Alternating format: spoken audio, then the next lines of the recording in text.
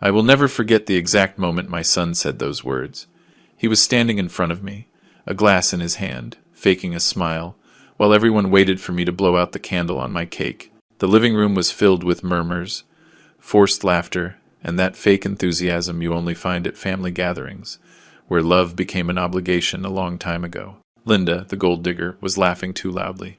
The kids were playing without paying any attention, and Daniel, my own son, was staring impatiently at his phone. Then I heard it. It wasn't a shout. It wasn't a direct insult. It was worse. A sentence muttered under his breath, loaded with contempt and poison.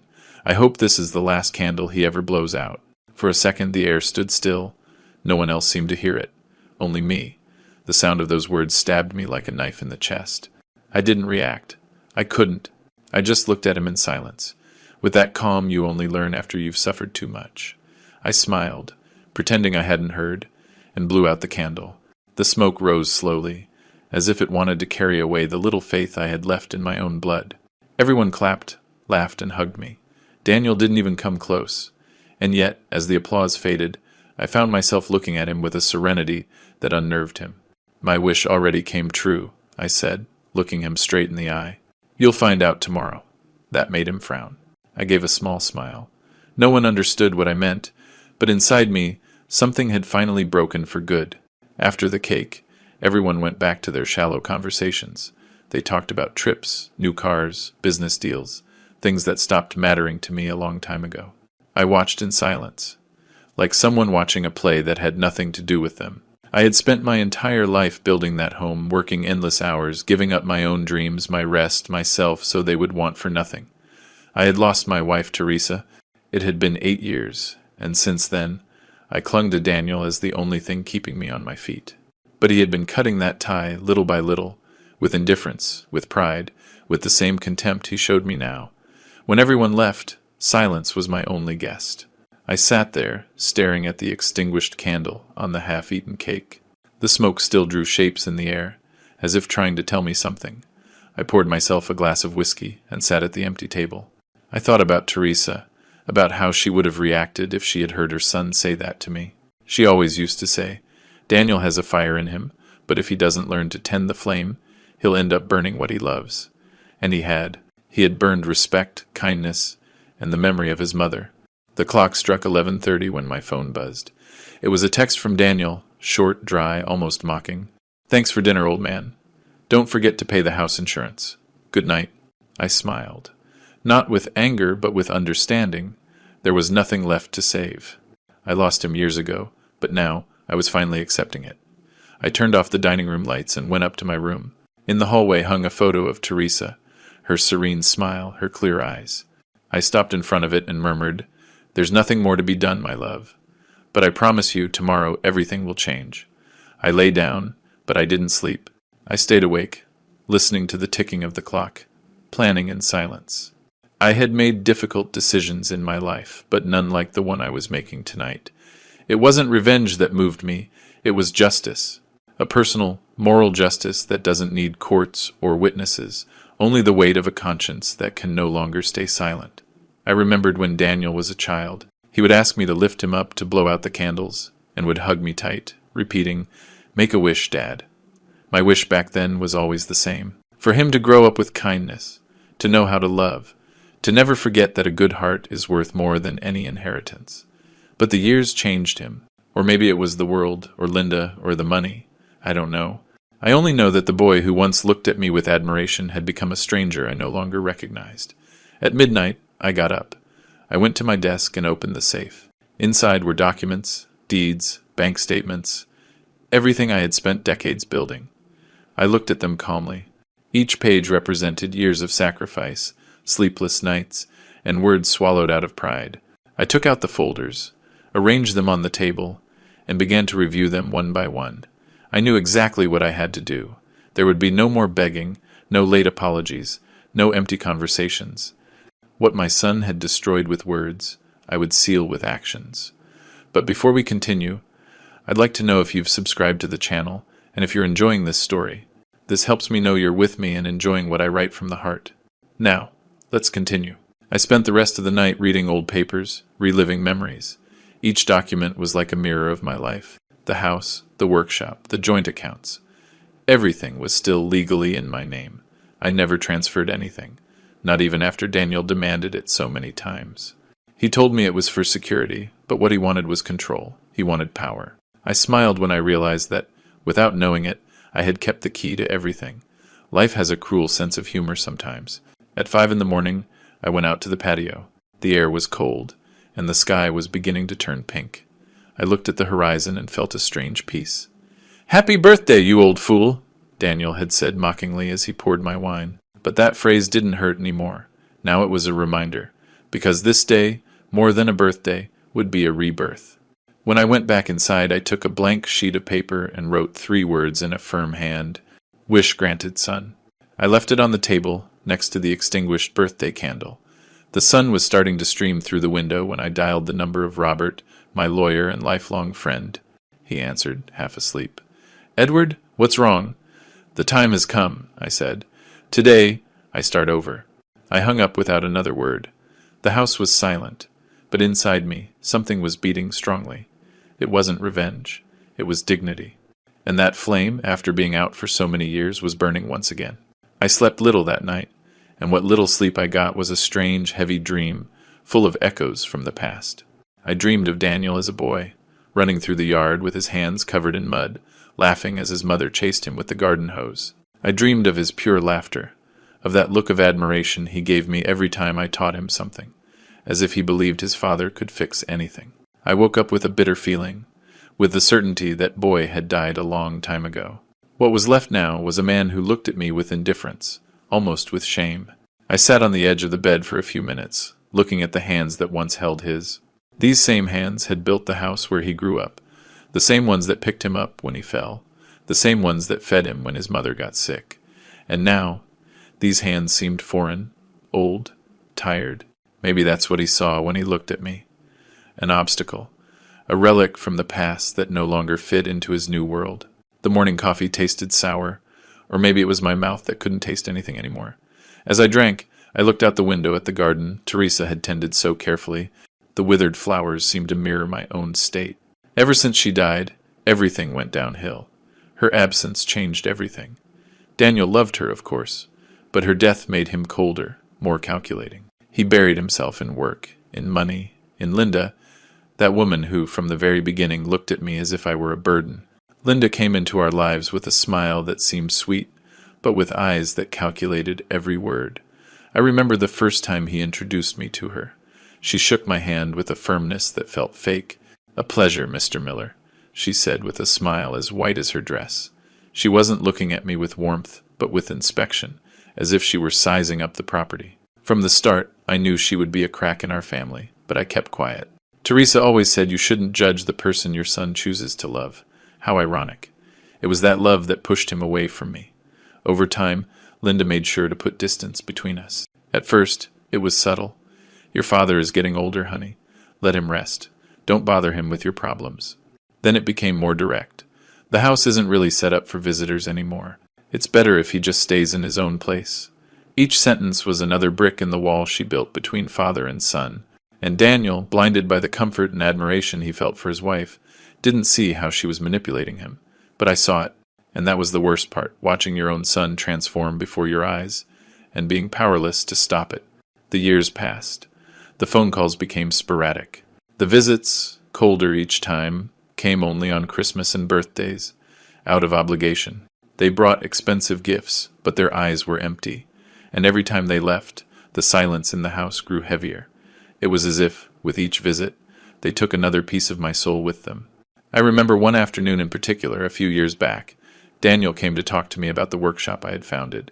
It was a small family business, fine woodworking. For decades, it was our livelihood and my pride. When Teresa died, Daniel took over. I thought it was the natural cycle of things, that my son would carry on the legacy. But he didn't. He turned it into something I no longer recognized. "Dad, times have changed," he told me that afternoon. "Your way of doing things is outdated." "Maybe so," I replied, "but honesty and respect never go out of style." He laughed, a short, arrogant laugh. "It's not about that. We just don't need that way of thinking anymore. Everything is business." That day, I knew something had broken. We no longer spoke the same language. What was pride to me was an obstacle to him. What was love to me was a pending debt to him. Little by little, Linda began to fill the space I had lost. She convinced him to sell part of the business, to move out of the house, to get away from the neighborhood where he grew up. Every decision pulled him further from his roots, from his mother, from me, and the worst part of all, he thought it was progress. Sometimes he would call me to ask for documents or signatures, but not to see me, always with that dry, administrative tone, without a hint of affection. "Old man, I need you to sign this." "Dad, I'm sending over the contract, just put your name on it." Never a "how are you," never an "I miss you." Only duties, never love. I remember the day he asked me to transfer the house deed into his name. It was the first time we argued with real harshness. "I don't want an inheritance," I told him. "I just want to live in peace." "That's not what this is about," he replied, annoyed. "It's for security. You have no idea how things work now." "I have a very clear idea," I answered. "I know exactly how ingratitude works." He didn't insist after that, but the look in his eyes changed. He no longer saw me as a father, but as an obstacle. The years continued on. I became a blurry figure in his life, someone to be remembered only when it was convenient. Until that birthday, my 63rd. Sometimes I think it was a gift from fate to hear what he said, as cruel as it sounded. Because in that sentence, "I hope this is the last candle he ever blows out," I finally understood who he was, and what he had turned me into. It wasn't just a wound, it was the confirmation of a truth I had ignored for too long. That love, when it's not cared for, rots. And when it rots, it smells of contempt. That afternoon, after reviewing old papers with Robert, I made myself a promise. I would not die with a heart full of bitterness. I would not give my son the satisfaction of seeing me defeated. I would not take the pain with me. I would find peace. But before I could find it, I had to restore the balance. Not with vengeance, but with justice. And that's how it all began. The wound was no longer bleeding. Now it was scarring over. But under that new skin, something was beating with force. A purpose. And when a man my age rises with a purpose, nothing and no one can stop him. They say memories are like cracks in the soul. You can try to cover them with time, with silence, with distractions, but they're always there, leaking out feelings you don't want to feel again. That morning, after talking to Robert, I went back to the workshop. It was almost in ruins. The tools hung on the wall covered in dust, and the smell of old wood still filled the air, like a sigh from the past that refused to fade. I placed my hand on the workbench where I spent half my life carving furniture, repairing dreams, giving shape to what the world had forgotten. I grew up there, and so did my son. But what was once a bond was now an open wound between us. As the sun streamed through the window, I was flooded with memories of when Daniel was just a boy. He used to spend afternoons with me, sitting on a small stool, watching my every move. He asked endless questions. "Dad, why do the boards smell different when you cut them?" Or, "Why do you only wear gloves for the oak wood?" I would answer patiently, smiling. I liked seeing him so curious, his eyes shining with that spark only children have when they still believe their father is invincible. Teresa, my wife, would peek in the door every so often, laughing. "Let him breathe, Daniel. Your father needs to concentrate." But he wouldn't move. He'd say, "I want to learn how to build things like you, Dad." That image is forever burned into my memory. The boy full of admiration, the woman I loved smiling at us from the doorway, and me, believing that happiness was eternal. How naive. Happiness, I learned later, is like damp wood. If you don't care for it, it cracks. As the years went by, Daniel started to change. He didn't want to come to the shop anymore. He said it smelled bad, that his friends made fun of him because his father worked with his hands, like a common laborer. It hurt to hear him say that, but I didn't show it. I just nodded and told him that all honest work deserves respect. He didn't answer. He was 15 and had a different look in his eyes, the same look I would later recognize in the mirror, the look of someone who is starting to feel ashamed of the person who raised them. Before he went further down that path, Teresa got sick, a cancer that fell upon us like a storm without warning. For months, the house became a makeshift hospital. I worked endless shifts taking care of her, and Daniel, though he was strong at first, slowly began to disappear. He couldn't stand to see her weak, he said, or maybe he couldn't stand to face the fear of losing her. I remember her last night. Teresa could barely speak, but she asked me to come closer. I took her hand, cold and light like a dry leaf, and she looked at me with those eyes that had always made me feel at home. "Edward," she said. Promise me you won't let money change you both. Promise me that when I'm gone you'll take care of him even when it hurts. I promised her I would. It was the hardest promise I ever made. Because loving her also meant accepting that her departure would leave a void impossible to fill. We buried her on a cloudy day. Daniel didn't cry. He stood motionless, his fists clenched. I tried to hug him, but he pulled away. From that day on, something between us shattered. It wasn't sudden. It was slow, like a crack that widens over the years until everything collapses. After the funeral, the shop became a place of ghosts. I worked alone, without talking, without music, without the echo of Teresa's voice telling me to rest. And Daniel? Daniel drifted further away each day. Sometimes he wouldn't come home. Other times he'd come in late, smelling of alcohol with a lost look in his eyes. One day he yelled at me, "You let her die!" It was like a knife to the soul. I didn't answer. There was no possible answer. Guilt, when you love someone, becomes an animal that never sleeps. Years passed and the distance became normal. When he met Linda, I thought maybe she would bring some light. How wrong I was. Linda didn't come to unite. She came to divide. From the beginning, I noticed the way she looked at him, not like a partner, but like a project. I saw ambition disguised as love in her eyes, but I stayed silent, out of respect, out of fear of pushing him further away. Teresa had asked me to, and that promise was the only thing still keeping me upright. Time went on. Daniel got married, had children, moved away, and little by little I ceased to exist in his world. He would visit on special occasions, with that condescending air of someone who thinks they've outgrown their origins. Sometimes he talked about investments, trips, plans, and I would pretend to listen, though what I really felt was that each of his words pushed me further away from the son I once knew. One day, while fixing an old chair in the shop, I found a note Teresa had left among her things. It said, "If you ever feel like you can't go on, look at your hands. In them is everything you were capable of building. And if our son ever forgets who you are, let him fall. Sometimes only the ground teaches you how to look up at the sky." That note changed something in me. I didn't fully understand it then, but now, remembering it, I knew it was a warning. Teresa had seen what I refused to see. That blind love also destroys. I put the note back in my pocket and left the shop. The afternoon wind moved the branches of the lemon tree we planted the year Daniel was born. It no longer bore fruit. The branches were dry, twisted. I walked over and cut one of them. The wood was hollow inside, just like us, whole on the outside, but empty on the inside. And that's when I understood. The cracks weren't just in the past. They were in me, too. And that night, for the first time, I let them hurt without hiding them. That night, it rained like it hadn't rained in months. The sound of the water hitting the windows was constant, almost hypnotic. And in the middle of that noise, I found the courage to make the call I had been avoiding for years. The phone was on the table, next to the birthday candle I still kept. I looked at it for a long time before dialing. It still had remnants of melted wax at its base, as if it had cried with me. I don't know if it was the rain, the loneliness, or Teresa's voice echoing in my mind, but that night I understood that silence was no longer protecting anyone. Silence, when it goes on for too long, becomes an accomplice to contempt. I took a deep breath and dialed Robert Sullivan's number. We hadn't spoken in years.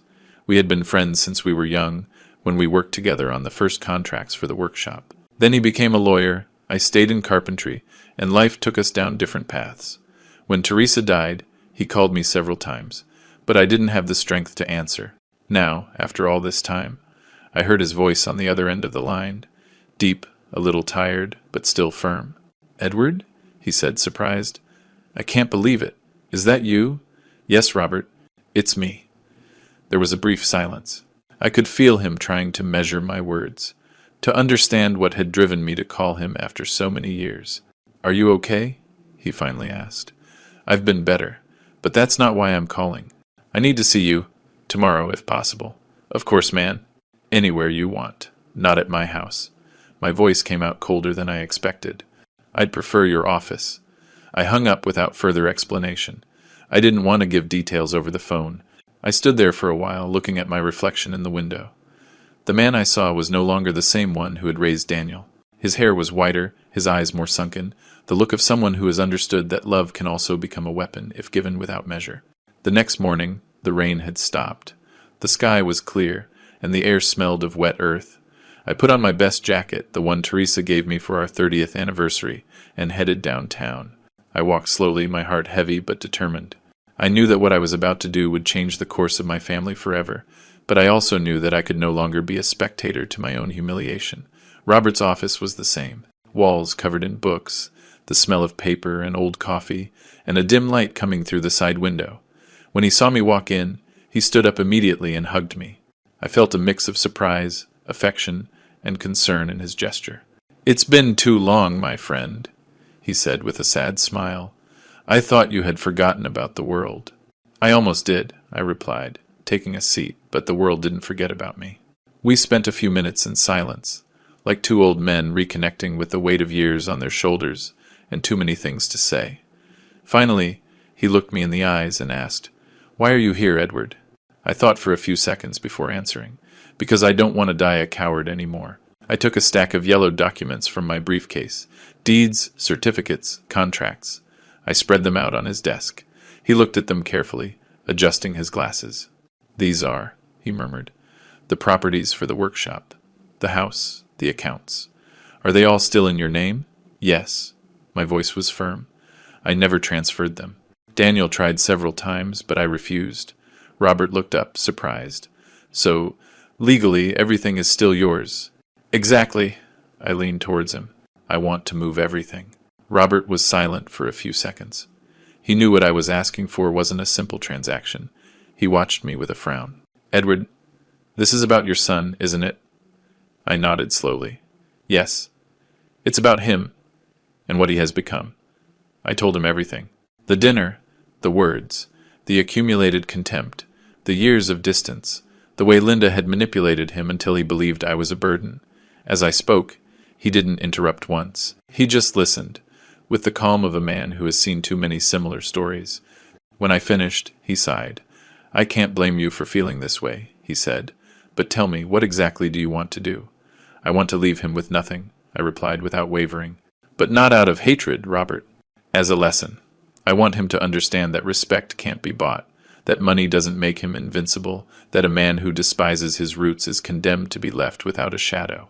Robert watched me in silence, his fingers intertwined on the desk. "What you're planning is big, Edward. And it's final. If you do this, there's no going back." "I don't want to go back," I said calmly. "I've taken too many steps into silence already." He nodded slowly, understanding my decision was made. "All right," he said finally. "Then we'll do this the right way. You won't leave any tracks, no legal resentments, just the truth." And he picked up his pen. We spent hours reviewing documents, signing papers, adjusting details. Everything had to be done quietly, without raising suspicion. Robert was meticulous, as always. He explained that we would reorganize my assets under a new trust, leaving Daniel without any access. When we finished, he offered me a coffee. "I don't know if this will bring you peace," he said, "but at least it will give you back control." I smiled, tired. "At this age, my friend, you don't look for control. You look for respect." I left his office with my soul stirred, but lighter. The afternoon wind was cold, but I didn't mind. I walked slowly down the avenue, watching people pass by, thinking about what was to come. For the first time in a long time, I didn't feel fear. I felt purpose. That night, back at home, I sat in front of the hardened birthday cake and lit the candle one more time. The flame flickered, reflecting in my eyes. "You already know, Daniel," I whispered. "My wish has been granted." And as the candles slowly burned down, the fire illuminated the face of a man who had finally decided to live again. I had never felt time move so slowly. Each dawn seemed longer than the last, as if the days were dragging on purpose, forcing me to think over and over about what I had decided to do. But I didn't regret it, not anymore. The decision was made, and there was no trace of doubt left inside me. At 63, you learn that justice doesn't always come from judges, but from a soul that, tired of being silent, decides to speak. Over the next few days, I pretended everything was normal. I called Daniel as if nothing had happened. I asked about the kids, about work. At first, he was distant, as usual, but slowly he let his guard down. He told me about a new business deal, a real estate investment he was planning with his father-in-law's help. He mentioned that one day he would inherit my house and the land from the workshop, and that would give him the final push he needed to grow. I listened patiently, as the coffee grew cold in my hands. I didn't interrupt. I didn't tell him that those properties were already out of his reach. I just smiled and nodded, like someone listening to a stranger talk about a future that doesn't belong to them. That same afternoon, I went back to Robert's office. We had already signed the main documents, but the finer details remained. The bank transfers, the reallocation of assets, and the legal protection of my will. Everything had to be done discreetly, without alerting anyone. Robert greeted me with a tired look, but with the same firmness as always. "Are you sure you want to go through with this, Edward?" he asked, as he reviewed the folders. "More sure than ever," I replied without hesitation. "My son is no longer my son. He's a stranger who happens to have my last name." "I understand," he said, lowering his voice. "But what you're doing won't just affect him. It will also affect his children, his wife." "I know," I interrupted, "but they will get what they deserve. The example that respect is not demanded, it is earned." Robert nodded and started to write. The papers piled up on the table. I signed them one after another, without trembling. With each signature, I felt a piece of my burden lift. It wasn't resentment that guided me. It was liberation. For years, I had carried the weight of ungrateful love, and now, finally, I was letting it go. When we finished, he handed me a copy of each document. "It's done," he said. "From this moment on, Daniel is legally excluded from everything that belongs to you. Everything will go into a trust, and the beneficiaries will be the people you choose." I looked at him, my eyes moist but firm. "Then I want the beneficiaries to be my grandchildren. They are not to blame for the sins of their parents." Robert looked at me in silence. Perhaps he understood that my revenge was not against my own blood, but against arrogance. He shook my hand and said, "You are a just man, Edward. In your own way, but just." I smiled faintly. "I don't know about just, but at least I won't be naive anymore." That night, I returned home with a calm I hadn't felt in years. I poured myself a glass of wine and turned on the radio, something I hadn't done since Teresa was alive. An old song filled the air, a melody she used to sing while cooking. I closed my eyes and imagined her there, in her flowered apron, dancing to the rhythm of that soft music. "Are you proud of me, my love?" I murmured. The silence answered me with tenderness. I felt that somehow she was with me every step of the way. I spent the next few days putting my life in order. I sold the car, closed some secondary accounts, and shut down the workshop for good. No one understood my decisions. The neighbors looked at me with curiosity, some with pity, thinking I was losing my mind. But I knew what I was doing. Every box I filled, every signature I made, was a page I was closing with determination. One Friday, Daniel showed up unannounced. He knocked on the workshop door, perhaps out of habit or maybe intuition. I opened it cautiously. "What are you doing here, old man?" he said in his usual mocking tone. "I thought you were retired from everything." "That's the plan," I replied calmly. He walked in without asking, looking around. "Wow, this place looks like a museum. You planning on selling it?" "Yes. To someone who still knows what it means to work with their hands." Daniel laughed. A dry, arrogant laugh. "Nobody pays for memories, Dad. People want results." "You said it yourself," I answered, "and the results will be coming soon." He didn't press the issue. He left with the same disdain he had arrived with, not realizing that it would be the last time he would see the workshop standing. The next day, I signed the final sale. A young craftsman bought it, someone who reminded me of myself when I was young. As I shook his hand, I felt something closing within me, and something new beginning. I spent the weekend preparing a family lunch, not out of affection, but for closure. I wanted to see their faces together one last time before showing them what I had truly built in silence. I did the shopping myself. Wine, meat, freshly baked bread.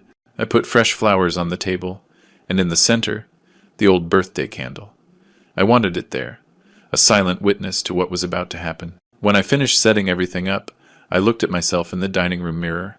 I saw a different man. No longer a victim, no longer a wounded father, but someone who had learned to say enough without raising his voice. I smiled for the first time in a long time. That night, I wrote a letter. It wasn't long, but it was final. In it, there were no reproaches or tears, only a truth written with calm. "Son, property can be inherited, but dignity is earned. You left me without a family, but not without myself. Tomorrow, you will find out who I really am." I folded the letter and placed it under the tablecloth, right where he would be sitting. And so, as the house slept, I understood that the wish I made in front of that candle wasn't for revenge. It was to awaken. Sunday dawned clear, with a sky so clean it almost felt like a joke. Everything was ready early. The table was covered with the white tablecloth Teresa had embroidered by hand. The plates were aligned. The wine was breathing in the decanter, and the aroma of roasted meat filled the house. It was a perfect day to end years of humiliation. As I moved around, checking the final details, I felt my heart beating slowly, as if it knew this day would be different. There was no anger in me, no anxiety, just a strange peace, the calm of someone with nothing left to lose. In the center of the table, the old birthday candle waited, lit, thin, almost consumed. I looked at it tenderly. It was my witness, the same flame I lit when I heard my son wish for my death. The sound of the doorbell interrupted my thoughts. It was Daniel. He arrived with Linda, his wife, and the children, all dressed in their Sunday best, smiling as if nothing was wrong. She entered first, looking around with that haughty expression she never lost. "What a surprise you invited us, Edward," she said with a smile that didn't reach her eyes. "We thought you were, upset." "No, Linda," I replied calmly. "There's no room for anger today. Today, I just want to share a family lunch." Daniel shook my hand half-heartedly. I couldn't help but notice he didn't even look me in the eye. The children ran into the garden, laughing, oblivious to the tension in the air. Behind them came Daniel's father-in-law, a man in an expensive suit and a fake smile, the same man who tried to buy my land for a real estate project years ago. I couldn't help but feel a slight shiver. The irony of life. The man who wanted to take what I had built was now part of my family. We all sat down. The conversation was superficial, full of empty phrases. Linda talked about their vacation, her father about investments, and Daniel about his promising future. I listened without interrupting, like someone watching a play whose ending they already know. Every word they said confirmed the rightness of my decision. "Dad," Daniel said, raising his glass, "I want to make a toast." "Of course," I replied calmly. "To you," he said in a theatrical tone, "for everything you've done." Linda smiled and nodded. "Yes, Edward," she added. "Thank you for teaching us the value of hard work, even if some of your methods are a bit outdated." They all laughed. All of them except me. I raised my glass, looking them in the eye. "Let's toast yes, but not to the past. Let's toast to the future." Daniel smiled, satisfied. "Exactly. To the future of the family." I nodded slowly. "Yes, to the future." I took a sip of wine and stood up. I walked to the cabinet and took out an envelope. I placed it in front of Daniel. "Before we eat, I want to give you something," I said. He took it, curious. "What is this?" "Your gift." He opened the envelope and started to read. As he read, his face changed. First disbelief, then confusion, and finally panic. "What does this mean?" he asked, his voice trembling. "It means," I replied, not looking away, "that everything I owned, everything you took for granted as yours, no longer belongs to you. The house, the workshop, the accounts. Everything has been transferred to your children's names." Linda shot up from her chair, her eyes wide with shock. "What are you saying?" "You heard me," I said. "The next time you talk about the future, make sure you have one." Silence fell over the table like a stone. Her father cleared his throat, uncomfortable. The children, unaware, continued laughing in the garden. Daniel looked at me, his voice broken. "You can't do this to me, Dad." "I already have. This is insane. No. This is justice." Linda slammed her hand on the table. "You're leaving us with nothing." "No, Linda. I'm leaving you with what you built. Nothing." Daniel stood up, furious. "You're going to regret this, old man." I stood up too, calmly. I already did. For years I regretted staying silent. But today. No. Today, finally, I regret nothing. Linda shrank back, pale.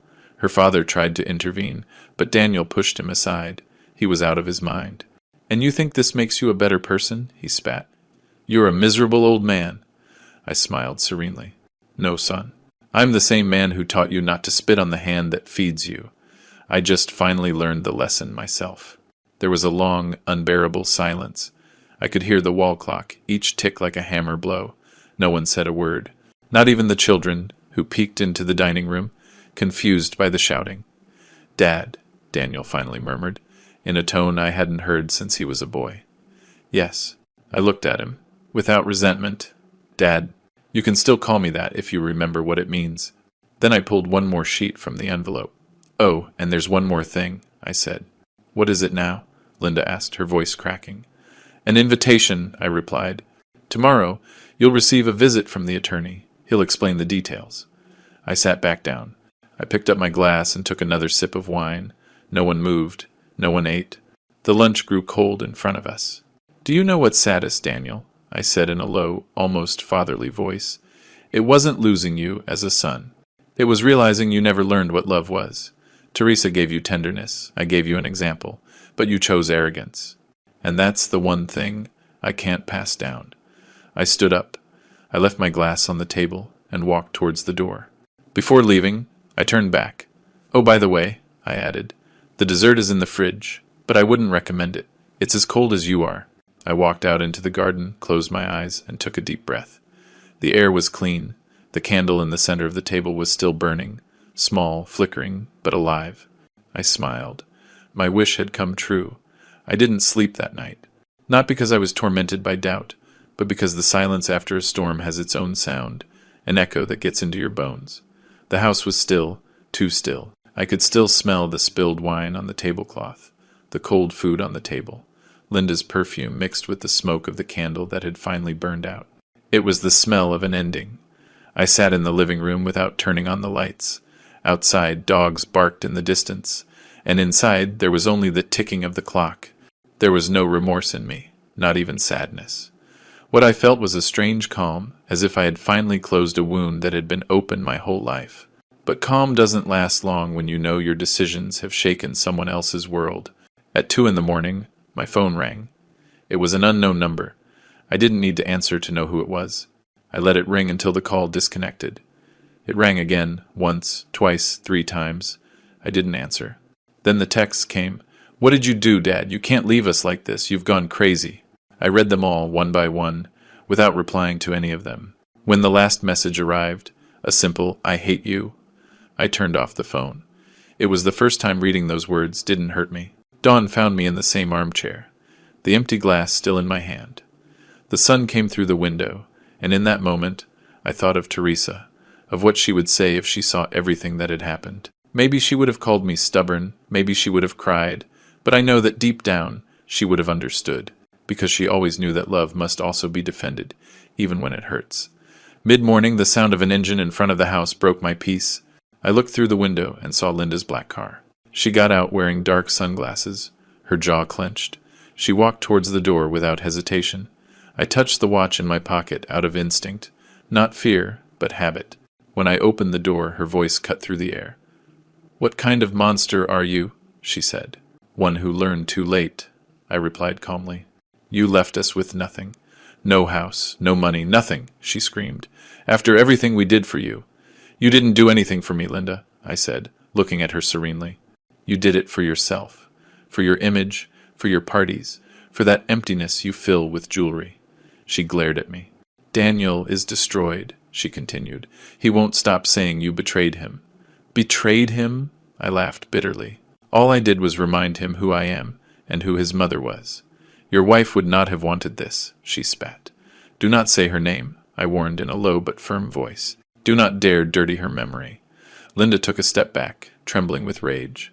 For a moment, I saw fear in her eyes, not because she thought I would hurt her, but because she understood she could no longer manipulate me. You're going to end up alone, Edward, she said, trying to wound me.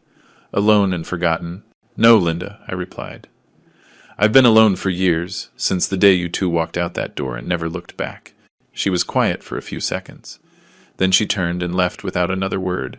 The slam of the door echoed through the house. I stood there, motionless, listening to her car drive away. I didn't move. I felt no relief or guilt, just a deep exhaustion, the exhaustion of someone who has fought their whole life for a cause no one wanted to understand. Roberto arrived at noon. He brought the final documents. His face showed concern, but also respect.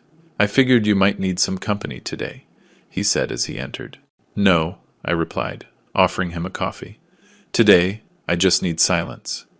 He sat with me in the kitchen, without saying a word. For a long while, the only sound was the steam hissing from the coffee pot. Finally, he spoke. You know your son is going to try to reverse this, right? I know, I answered without hesitation. But he won't be able to. Everything is legally protected, so this is final. It is, Roberto sighed. I'm not judging you, Edward. I just hope you don't end up drowning in the very thing you're trying to clean up. I'm not drowning, I said, looking out the window. I'm just emptying myself. And when a man empties himself, he makes room to breathe again. He nodded, he patted my shoulder and left. That evening, as the sun began to set, I lit a candle on my desk. It wasn't the birthday candle, it was a new one. I watched it burn for a long time. Fire has something hypnotic about it. It destroys, but it also purifies. And in that moment, I understood that my family name, the one I thought was eternal, had been reduced to that, ashes. Daniel carried my blood, yes, but not my soul. The name Miller no longer stood for honor or work, but for arrogance, ambition, forgetfulness, and that hurt more than any wound. But it also freed me, because, for the first time, I could look at my reflection without shame. I snuffed out the candle with my fingers, unafraid of the heat. The smoke rose slowly, drawing a shape that vanished in seconds. I thought about the lemon tree in the yard, the one Teresa and I planted the day Daniel was born. I went out to the garden and looked at it. It was still dry, but from one of the branches, a small green shoot was sprouting. I stood there, watching it in silence. Sometimes life has cruel ways of telling you that not all is lost. A few days have passed since that lunch that shattered the foundations of what I once called a family. The house is still quiet, but it's no longer a painful silence. It's different. A clean silence, without the shadow of resentment. I wake up early, make coffee, open the windows, and let the sun stream in without asking permission. For the first time in many years, the loneliness doesn't weigh on me. It belongs to me. I thought I would never see them again. Not my son, not Linda, not the children. And honestly, I didn't expect to. But one Tuesday afternoon, as I was sweeping the patio, I heard the doorbell. When I opened the door, I saw something that made my heart stop. It wasn't Daniel. It was the children. All three of them with their backpacks slung over their shoulders and their eyes wide with confusion. Behind them, a young woman, the nanny, greeted me with a mix of respect and nervousness. "Mr. Miller," she said, "your son asked me to have you watch them this afternoon. He has urgent matters to attend to." Urgent, I thought. They always were when it came to facing the consequences of his actions. The children ran inside. It had been so long since I'd heard their laughter in this house that for a moment I felt like time was turning back. The youngest, Matthew, stopped in front of Teresa's portrait. "Was she Grandma?" he asked, pointing at the photo. "Yes," I replied with a soft smile. "And you have her eyes." The boy stared at her for a few seconds, as if trying to remember a face he never knew. Then he ran to the garden, and the others followed. They spent the afternoon playing among the dry leaves, laughing, getting dirty, making up stories. I watched them from the porch with a strange feeling, as if my heart, after being dormant for so many years, was starting to beat strongly again. When they got tired, I sat them at the table and served them juice and bread, just like Teresa used to do with Daniel when he was a boy. I didn't plan it. It just happened. The oldest, Nicholas, watched me in silence as he ate. "My dad is mad at you," he said with the brutal honesty only children have. I nodded slowly. "Yes, I know. He says you betrayed him." "Maybe," I replied. "But sometimes you have to do the right thing, even if other people don't understand." Nicholas looked at me curiously, and then, without another word, he kept eating. He didn't press the issue. Perhaps he understood more than his father ever wanted to. When the nanny came back for them in the evening, Matthew hugged me without asking. "Can we come back?" he asked. "Of course, son, this will always be your house." I watched them walk away, and for the first time in a long time, I smiled without sadness. The next morning, I found a small envelope under the door.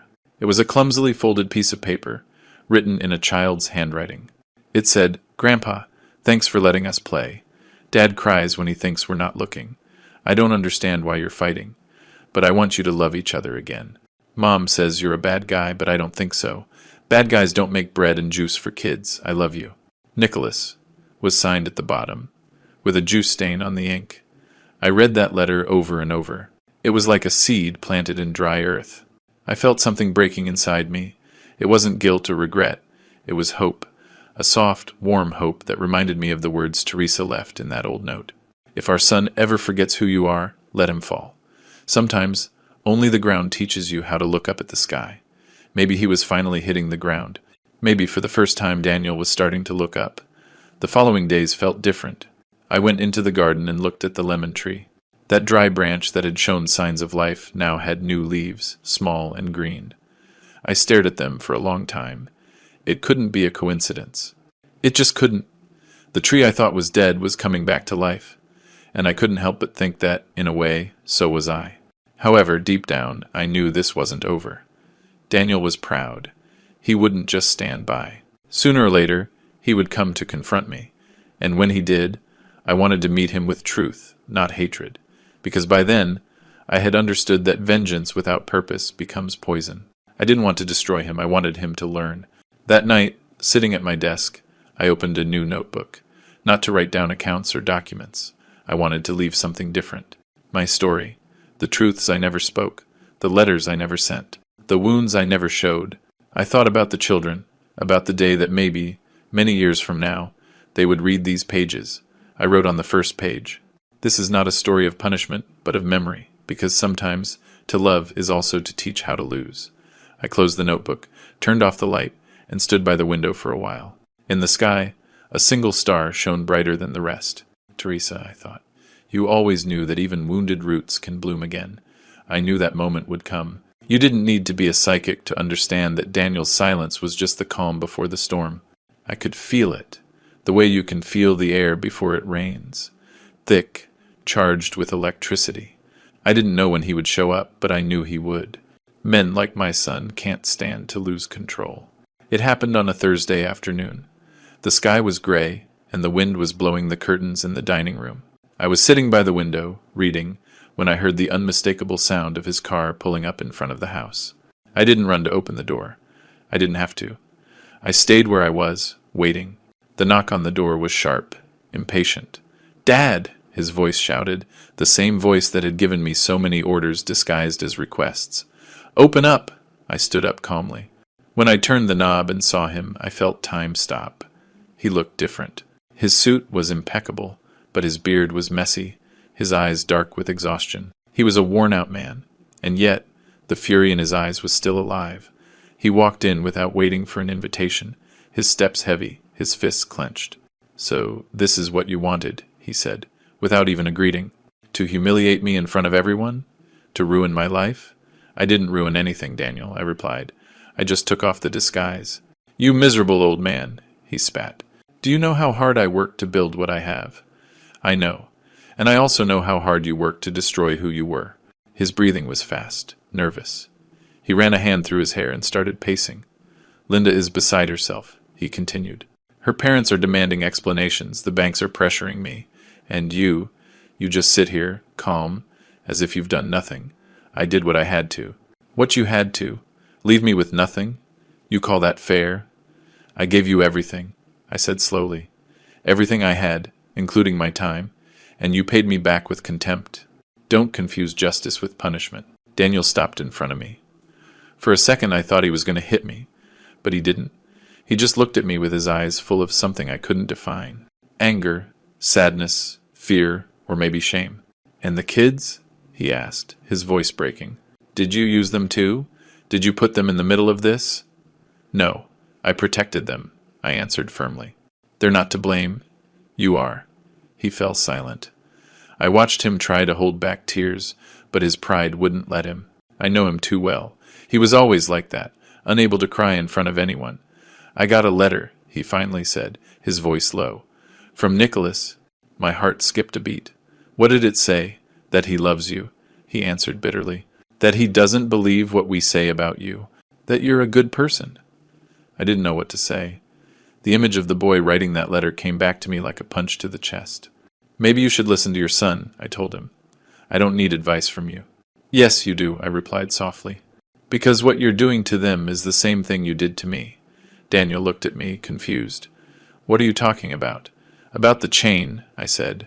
"About the pride that gets passed from father to son, like a curse.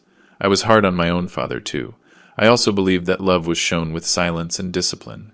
But the day I lost your mother, I understood that to love is to say, 'I need you.' And you never learned that." Daniel clenched his teeth. "I don't need your pity. You don't have it," I replied calmly. "What I'm offering you is the truth." He stood still, looking at me. The silence between us was as heavy as a stone. Outside, the wind continued to blow. The The portrait of Teresa on the wall seemed to be watching us, as if she too had been waiting for this moment. "Why did you do all this?" he finally asked, without shouting, without anger. "Just tired." "Because I couldn't keep looking at you like a stranger anymore," I answered. "I had to do something to make you look me in the eye again. And you think this worked? I don't know, but at least now you're listening to me." Daniel looked down. For a moment, he seemed to give up. He walked to the table, saw the notebook where I was writing my memoirs, and ran his fingers over the cover. "What's this?" "My story," I replied. "For your children, so they know that dignity is also inherited." He nodded slowly. Then he put the notebook down and walked to the door. "I don't know if I can ever forgive you," he said without turning around. "I'm not asking you to," I replied, "just to understand." Before he left, he stopped for a second in front of his mother's portrait. He looked at it for a long time, in silence. And without looking at me, he said something barely audible. "I miss her." When the door closed, I was alone again. But this time the silence was different. It wasn't the echo of a war, but the sigh of a truce. I went out to the garden. The lemon tree was still growing, green, alive. I cut a small branch and put it in a glass of water on the table. I looked at Teresa's portrait and whispered, "Maybe, my love, there's still something left to save." That night silence returned to my house. But it wasn't the same. There was something different about it, a kind of invisible murmur that accompanied me as I walked through the halls. It wasn't guilt, nor was it relief. It was something more like what a father feels when he stops fighting the inevitable, and finally learns to see life as it is. Daniel had been gone for hours, but his presence lingered, the echo of his footsteps, the tremor in his voice when he mentioned his mother, his lost gaze as he looked at her portrait one last time. There was something in him I hadn't seen in years. Fragility. The same fragility I once had, but that time, work and loss forced me to bury. I sat in the living room with the notebook open in front of me, a pen in my hand, and started writing without really knowing why. I wasn't trying to leave a lesson or justify my actions. I just needed to put into words what I had kept silent for decades.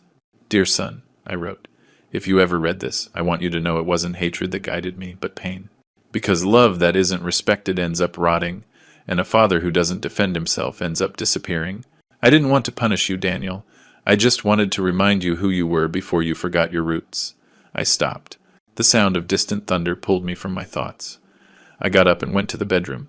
From the closet, I took out an old wooden box, the kind Teresa used to keep letters and photographs in. I opened it carefully. Inside were yellowed envelopes, black and white photos, and a folded handkerchief with her perfume almost completely faded. But among it all, there was something I had never seen before. A sealed envelope with my name and Daniel's written in her handwriting. I stared at the envelope for a long time.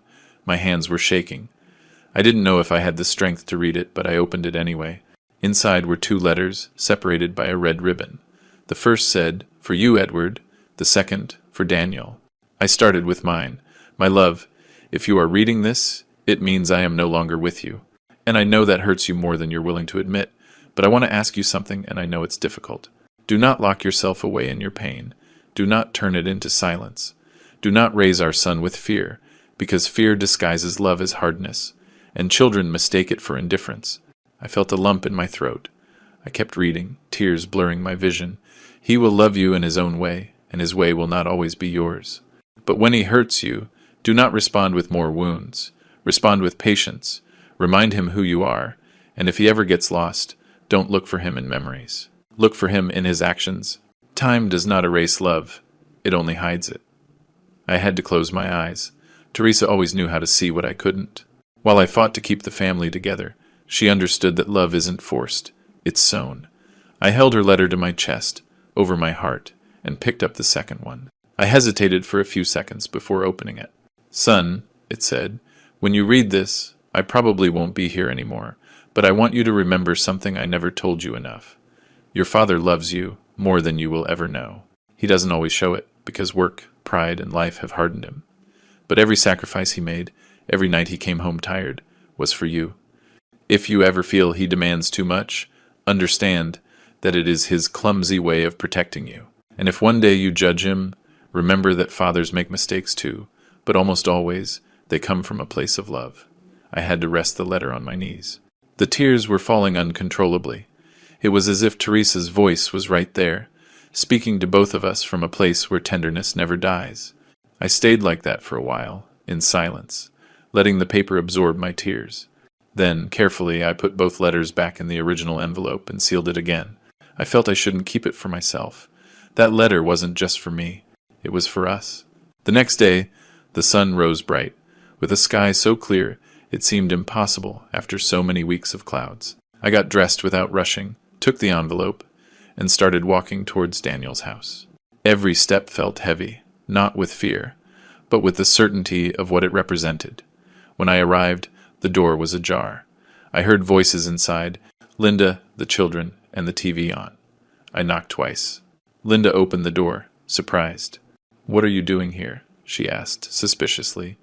"I came to see my son," I said calmly. She didn't wait for an answer. She called for Daniel, and he appeared a few seconds later. His face was gaunt, but his eyes were no longer filled with anger, but with exhaustion. "What do you want now?" he asked, his voice weak. "To give you this," I replied, holding out the envelope. "It's from your mother." For a moment, the air seemed to stand still. Daniel took it with trembling hands. "Where did you find it?" "In a box. I kept it all these years without knowing it was there." "Did you read it?" "Mine, yes. Yours, no." He nodded slowly, without speaking. I looked him in the eyes. "Read it, son, but do it alone. And when you're done, don't call me. Don't look for me. Just think about what she wanted to tell you." I turned to leave, but before I did, I heard his voice. "Dad!" I stopped. "Thanks," he whispered. I didn't reply. I just nodded and walked out into the Sunday. That afternoon, I returned home. I sat in the garden, under the lemon tree.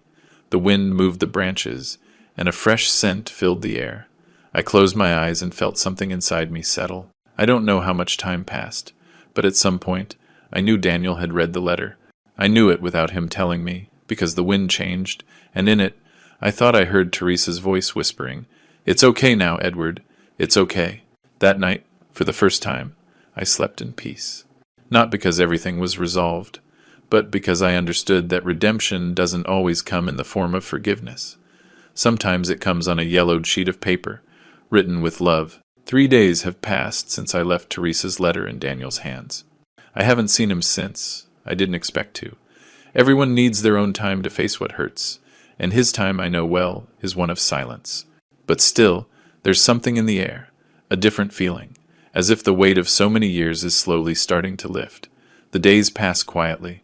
The sun enters through the windows of the house with a kinder light, and the lemon tree in the yard, the one I thought was dead, now has small blossoms.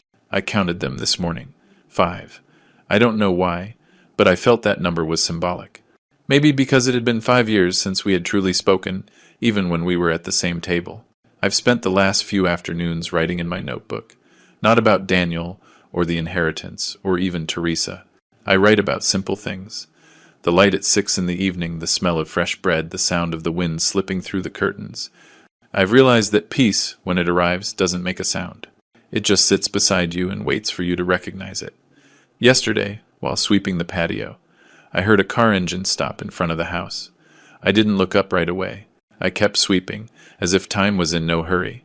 I heard footsteps approaching, the squeak of the gate, and then his voice. "Dad." I turned slowly. Daniel was there, his hands empty, with an expression I didn't recognize. He wasn't wearing a suit or a tie, just a simple wrinkled shirt, and a look that I couldn't tell if it was sadness or exhaustion. "Hello, son," I said, without surprise. "Can I come in?" "You always could." He entered slowly, looking at everything around him. The house was the same, but to him, it seemed new. He ran his hand over the back of a chair, touched the frame of a photo of Teresa, and then sat down across from me in the dining room. For a moment, neither of us said anything, just the clock marking time. "I read the letter," he said finally. I nodded. I figured. I didn't know Mom thought that way. "Neither did I replied, "until recently." He stared at the table.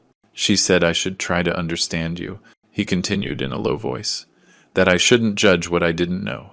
Your mother was always wiser than me. She also said I should ask for your forgiveness." The silence that followed was long. Daniel's eyes were moist, but he didn't cry. He never cries. And yet his whole body seemed to be crying. "I didn't come here to say it," he murmured. "Not yet." "You don't have to," I said. There are things the soul understands without words. Then, without a word, he stood up and went to the garden. I followed him. He stopped in front of the lemon tree and looked at the white blossoms hanging from the branches. "It's alive," he said, almost to himself. "Yes," I replied. "Sometimes life disguises itself as death, only to come back stronger." Daniel reached out and gently touched one of the blossoms. "Did you plant this?" "We both did. Your mother and I, the year you were born." He smiled faintly. "I don't remember that." "That's normal," I said. "Children forget. Parents remember." We stood like that for a while, in silence. The sun was setting slowly, and the shadow of the lemon tree covered part of the yard. Daniel looked at the ground. Then he looked at me. "I brought something," he said. He went back to the car and returned with a small frame. He handed it to me without speaking. It was an old photo of Teresa, him, and me, in the workshop. A neighbor had taken it when Daniel was 8. She was smiling, her hands on my shoulders, and he, covered in dust, was holding a hammer that was too big for him. The photo had a torn corner, but it was still perfect. "I found it in a box," he said. "I thought it should be with you." I didn't know what to say. I just held it carefully, as if I was afraid the air would erase it. "Thank you, son." "No," he said softly. "Thank you." It was then that I noticed something in his eyes. It wasn't forgiveness. It was something harder, more real, understanding. The kind of look you only see when love shakes off its pride and shows itself as it is. Imperfect, tired, but still alive. We sat under the lemon tree. We didn't talk much. We didn't need to. We talked about the workshop, the kids, work, small things. And though the words were simple, the tone was different. For the first time in years, Daniel spoke to me without distance. Not like an old man you have to be patient with, but like a father. When the sun began to set, he stood up. "I have to go," he said. "The kids say hi. Tell them I'll be waiting for them whenever they want to visit." He nodded. He took a few steps towards the door, but before leaving he turned and looked at me one last time. "Dad?" "Yes. Take care of it," he said, pointing to the lemon tree. "I promise I'll come see it grow." I didn't wait for a response. I didn't need one. I watched him walk away, hands in his pockets, his pace slow, different. And I knew I didn't need to hear an apology when I had already seen it in his eyes. That night, I lit a candle and placed it next to the photo he had brought me. Teresa was smiling. Daniel was too. And I, in the reflection of the glass, found myself smiling as well. Sometimes forgiveness isn't spoken. It's breathed. And when it arrives, the only thing you can do is let your soul rest. I haven't marked the days on the calendar in a long time. I don't need to anymore. When you learn to live without resentment, time stops being a countdown and becomes a silent gift. Every morning I open the windows, let the fresh air in, and take a deep breath. The world is the same, but I am not. The lemon tree has bloomed. I saw it today from my chair on the porch, taller, with branches full of life. Its leaves shone in the afternoon sun, and bees buzzed around it. I thought of Teresa, of her soft voice telling me that life always finds a way to be reborn. She was right. She always was. It's been weeks since Daniel last came to see me. I don't blame him. Everyone has their own pace for healing. But since that day under the lemon tree, something has changed. His texts no longer sound like reproaches, but like presents. Sometimes he writes to tell me about the kids, or just to say, "Good night, old man," and that's enough for me. I don't need anything more. This morning, while I was having my coffee, I found a letter in the mailbox with no return address. It was his handwriting. Inside, just a few lines. I read Mom's letter again. "I understand everything now. Thanks for not giving up on me. I love you." Nothing more. But it was enough. I stared at those shaky words, written with the clumsiness of someone not used to saying what they feel. And I smiled, not with pride, but with gratitude. I put the letter in the notebook where I wrote my story, the notebook I started the day I decided to end the silence. It's almost full now. Each page is a confession, a lesson, a farewell. I don't know if anyone will ever read it. Maybe my grandchildren, when they're older. Maybe no one, but it doesn't matter. What mattered was writing it, letting the words empty me. The doctor says my heart is tired. I believe him. Not because of sickness, but because of the journey. So many years, so many battles. But I'm not afraid. Death isn't scary when you've learned to say goodbye on your feet. Today I decided to organize some things. I took out the old documents, the photos, the watches I no longer use. I made 3 piles on the table. One for Daniel, one for the children, and another to leave at the workshop, the one that no longer belongs to me, but where my soul still lives. In Daniel's pile, I put the notebook. On the first page, I added a few new lines. Don't feel guilty for being late to love.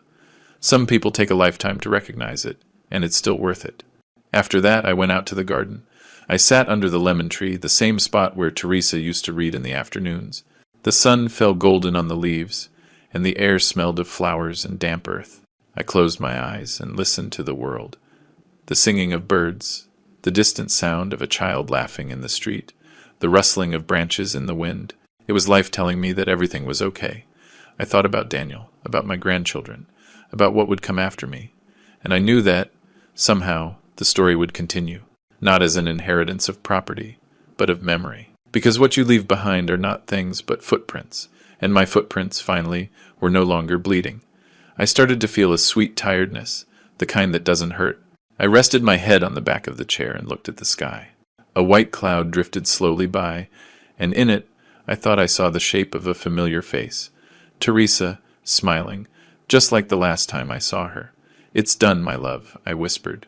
"Our son has come home." The wind blew stronger, and for a moment, the blossoms of the lemon tree fell on me like white rain. I closed my eyes and let them cover me. Maybe Daniel will come tomorrow. Maybe he'll find the notebook on the table and read it. Maybe he'll sit right here, under this tree, with his children running around him. I don't know. But if he does, I want him to understand something.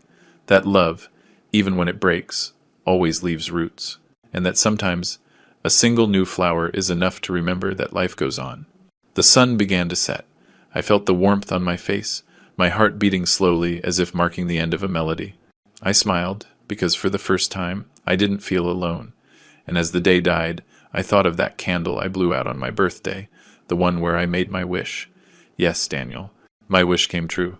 Sometimes life doesn't give us second chances, but it does give us time. Time to understand, to forgive, and to look back without resentment.